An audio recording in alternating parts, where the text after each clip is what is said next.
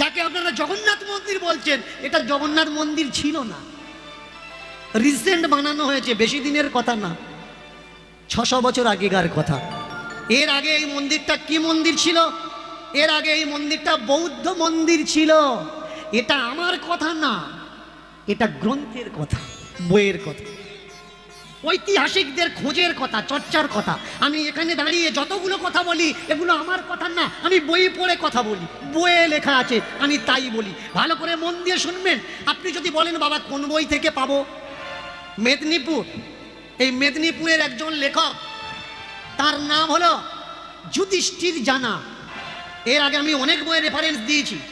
এই যুধিষ্ঠির জানা ছদ্মনামে বইখানা লেখেন। ছদ্মনামটা কি? মালি বুড়ো। এই মালি বুড়ো নামে যখন বইটা লিখলেন, কখনো পড়ে দেখবেন, আমার ব্যাগে একখানা কপি আছে, এগুলো মার্কেটে পাওয়া যায় না। কেন পাওয়া যায় না? এসব বইগুলো বই মেলাতে জায়গা পায় না।